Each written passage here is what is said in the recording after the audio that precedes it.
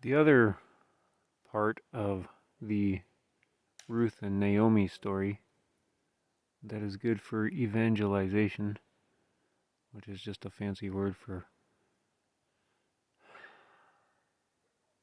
sharing your faith with other people, is this. Ruth recognized Naomi's God as a sane, healthy, loving deity, as opposed to a sadistic, tyrannical, crazy deity.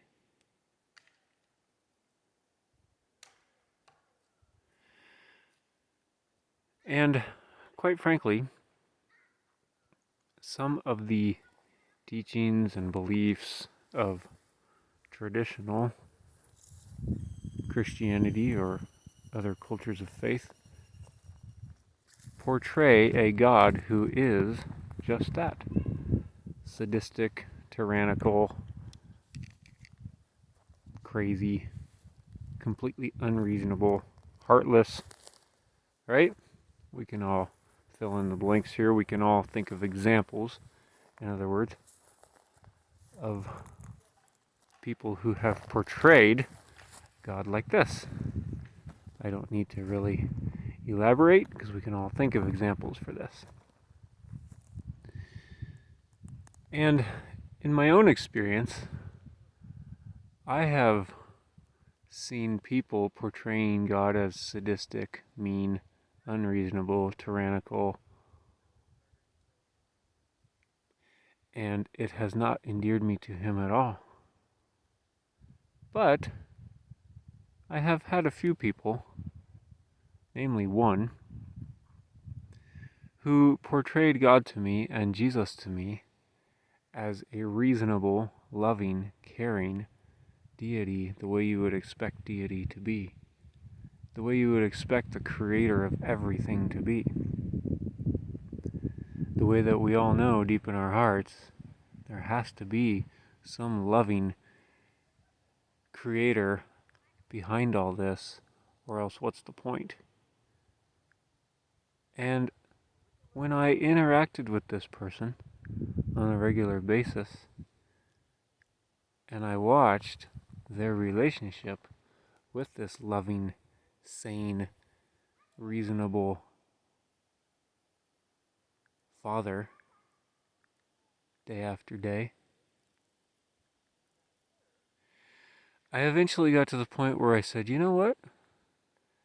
If your God is like you portray him, then I can serve your God. And the funny thing is that the unreasonable, tyrannical, sadistic portrayals of God that I got from some people, well, their God had the same name as the reasonable, loving Father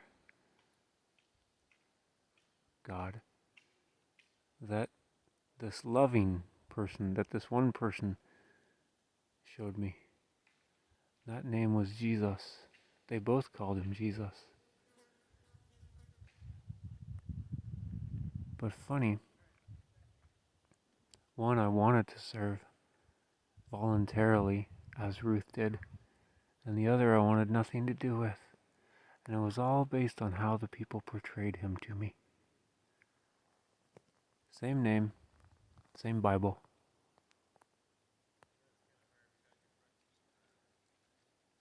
Interesting, isn't it? How are you portraying your God to people? One that people will intrinsically know is true and real and they can trust? Or one that is sadistic and tyrannical and unreasonable and completely out of line with reality that no one can trust or have a relationship with?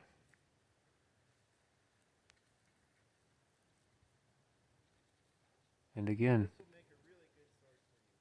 the difference is that when people see a reasonable, loving Father who actually cares about them, then they will volunteer to serve that God. You won't have to talk them into it. You won't have to convince them. You won't have to spiritualize them into it. You won't have to read them a bunch of Bible verses. They'll just volunteer.